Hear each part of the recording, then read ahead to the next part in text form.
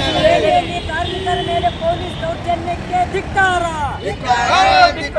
Police ದೌರ್ಜನ್ಯಕ್ಕೆ ಧಿಕ್ಕಾರ, ಮುಖಂಡರನ್ನು ಜೈಲಿಗೆ ತಳ್ಳಿದ ಬಿಜೆಪಿ ಸರ್ಕಾರಕ್ಕೆ ಧಿಕ್ಕಾರ. ಪುಟ್ಟ ಸೇರ್ಕೊಂತ ತಿರುಗಾಡ್ತಾ ಇದ್ದಾರೆ. ಇವತ್ತು ವಿದ್ಯಾರ್ಥಿಗಳಿಗೆ ಅವರಿಗೆ ಸರಿಯಾದ ಶಿಕ್ಷಣ ಸಿಗ್ತಾ ಇಲ್ಲ. ಬಡವರ ಮಕ್ಕಳು ಶಾಲೆಗೆ ಹೋಗ್ಬೇಕಾದ್ರೆ ಈ ಸಂಸ್ಥೆಗಳು ರಾಕ್ಷಸರು ನಮ್ಮ ಮಕ್ಕಳಿಗೆ 2 ಲಕ್ಷ ಕೊಡ್ರಿ 3 ಲಕ್ಷ ಕೊಡ್ರಿ ಅಂತೇಳಿ ಈ ದಂಧ ಮಾಡ್ತಾ ಇದ್ದಾರೆ. ಜಾತಿ ಹೆಸರಿನಲ್ಲಿ ಶಿಕ್ಷಣ ಸಂಸ್ಥೆಗಳು ತೆಗೆದು ಜಾತಿ ಹೆಸರಿನಲ್ಲಿ ಸಂಘಟನೆಗಳು ಕಟ್ಟಿ ಅದರ ಮುಖವಾಡ ಹಾಕ್ಕೊಂಡು ಇವತ್ತು ನಮಗೆ ಶೋಷಣೆ ಮಾಡ್ತಾ ಇದ್ದಾರೆ. ಶಿಕ್ಷಣದಲ್ಲಿ ತಾರತಮ್ಯ, ನೌಕರಿಯಲ್ಲಿ ತಾರತಮ್ಯ, ಕಾರ್ಮಿಕರಿಗೆ ಸರಿಯಾದ ಕನಿಷ್ಠ ವೇತನ ಕೊಳ್ಳಾರದೆ ಮಾಲೀಕರ ಕಾಲು ತೊಳೆದು ನೀರು ಕೊಡ್ತಕ್ಕಂಥ ನರೇಂದ್ರ ಮೋದಿ ಸರ್ಕಾರ ಆಗ್ಬೋದು, ಸಿದ್ದರಾಮಯ್ಯ ಸರ್ಕಾರ ಆಗ್ಬೋದು, ಇವರನ್ನು ಇದರ ವಿರುದ್ಧ ಭಾರಿ ದೊಡ್ಡ ಪ್ರಮಾಣದಲ್ಲಿ ಇವತ್ತು ಈ ದೇಶದಲ್ಲಿ ಹೋರಾಟ ಬರ್ತಾ ಇದೆ.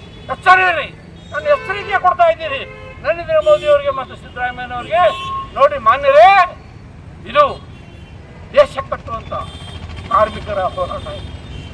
ದೇಶ ಕಟ್ಟೋರು ಕಾರ್ಮಿಕರು, ದೇಶ ಕಟ್ಟೋರು ಅದಾನಿ ಅಲ್ಲ, ಅಂಬಾನಿ ಅಲ್ಲ, ಯಾವುದೇ ಬಂಡವಾಳಶಾಹಿ ಕಟ್ಟಕ್ಕಿಲ್ಲ. ಕಟ್ಟಬೇಕಾದ್ರೆ ಕಾರ್ಮಿಕರೇ ಕಟ್ಟಬೇಕು. ಈ 7-8 ದಶಕದಲ್ಲಿ ಏನು ಭಾರತ ನಿರ್ಮಾಣ ಆಗಿದೆ, ನಿರ್ಮಾಣ ಮಾಡಿದವರು ಕಾರ್ಮಿಕರು, ಮತ್ತು ಈ ದೇಶಕ್ಕೆ ಸ್ವತಂತ್ರ ತಂದು ಕೊಟ್ಟವರು ಕಾರ್ಮಿಕರು, ವಿದ್ಯಾರ್ಥಿಗಳು, ಯುವಕರು. ಈ ಸಮಸ್ಯೆಗಳಿಗೆ ನೀವು ಕಿವಿ ಕೊಟ್ಟು ನೀವು ಈ ಸಮಸ್ಯೆಗಳು ಬಗೆಹರಿಸಬೇಕು.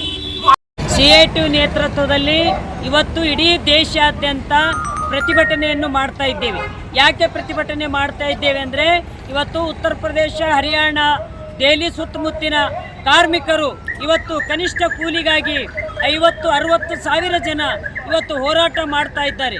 ಇವತ್ತು ಕೇಂದ್ರದಲ್ಲಿ ಇರ್ತಕ್ಕಂಥ ಬಿಜೆಪಿ ಸರ್ಕಾರ ಕಾರ್ಮಿಕರನ್ನು ಪೊಲೀಸರ ದೌರ್ಜನ್ಯದ ಮುಖಾಂತರ ಹೋರಾಟವನ್ನು ಹತ್ತಿಕ್ಕಿಸಲಿಕ್ಕೆ ಪ್ರಯತ್ನ ಮಾಡಿದ್ದಾರೆ ಮತ್ತು ಮುಖಂಡರನ್ನು ಜೈಲಿಗಟ್ಟಿದ್ದಾರೆ. ಇದನ್ನು ವಿರೋಧಿಸಿ ಇವತ್ತು ಕಾರ್ಮಿಕರ ಬಿಡುಗಡೆ ಮಾಡಬೇಕು. ಕನಿಷ್ಠ 31,000 ರೂಪಾಯಿ ಇವತ್ತಿನ ಬೆಲೆ ಏರಿಕೆ ಪರಿಸ್ಥಿತಿಯಲ್ಲಿ ಕನಿಷ್ಠ ಕೂಲಿ ನ್ಯಾಯಯುತವಾದಂಥ ಬೇಡಿಕೆ ಇಟ್ಟುಕೊಂಡು ಹೋರಾಟ ಮಾಡಿ ಹೋರಾಟ ಹತ್ತಿಕ್ಕಲಿಕ್ಕೆ ಇವತ್ತು ಸಾಧ್ಯ ಇಲ್ಲ ಅಂಥೇಳಿ ಇವತ್ತು ಬಿಜೆಪಿ ಸರ್ಕಾರಕ್ಕೆ ಇಡೀ ದೇಶಾದ್ಯಂತ CITU ನೇತೃತ್ವದಲ್ಲಿ ಹೋರಾಟ ಮಾಡಿ ಇವತ್ತು ಎಚ್ಚರಿಕೆಯನ್ನು ಕೊಡ್ತಾ ಇದ್ದೇವೆ.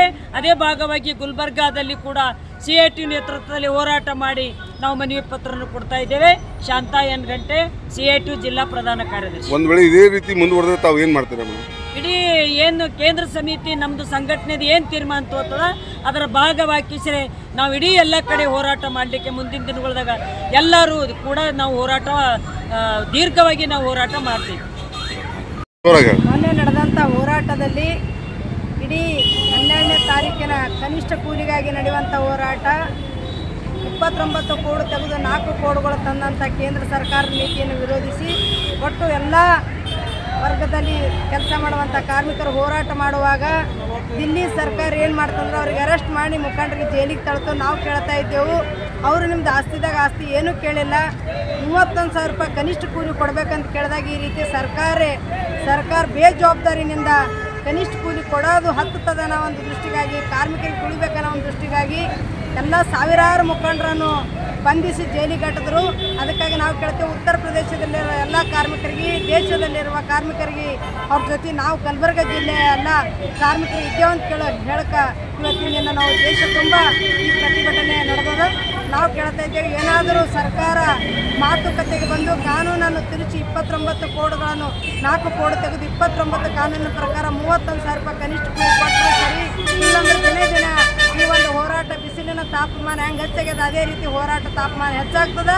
ಈ ಸರ್ಕಾರ ಉಳಿಲಾರದಂಥ ಪರಿಸ್ಥಿತಿಗೆ ಬರ್ತದೆ. ಕರ್ನಾಟಕದಲ್ಲಿರೋ ಸರ್ಕಾರ ಆಗಲಿ, ದಿಲ್ಲಿದಾಗಿರೋಂಥ ಸರ್ಕಾರ ಆಗಲಿ, ಎರಡೂ ಸರ್ಕಾರಕ್ಕೆ ಇವತ್ತು ನಾವು ಖಂಡಿಸ್ತೇವೆ. ಯಾಕೆ ಖಂಡಿಸ್ತೇವೆ ಅಂದರೆ ನಾವು ಏನೂ ಕೇಳಿಲ್ಲ. ಮಿನಿಮಮ್ ವೇಜಸ್ ಕೇಳಿದಾಗ ಇವರು ಹೋರಾಟದ ಹಕ್ಕನ್ನು ಮಟ್ಟುಗೊಳಿಸಬೇಕು, ಹೋರಾಟವನ್ನು ಖಂಡಿಸಬೇಕು, ಹೋರಾಟವನ್ನು ಮುರಿಬೇಕಂತೇಳಿ ಇವತ್ತು ಈ ರೀತಿ ತೀರ್ಮಾನ ತೊಗೊಂಡ್ರೆ ಅದನ್ನು ವಿರೋಧಿಸಿ ನಾವು ಕಲಬುರಗಿಯಲ್ಲಿ ಇವತ್ತು ನಾವು ಹೋರಾಟ ಮಾಡ್ತಿದ್ದೇವೆ. ನಾನು ಗೌರಮ್ಮ ಪಾಟೀಲ್, CITUನ ಜಿಲ್ಲಾ ಉಪಾಧ್ಯಕ್ಷ.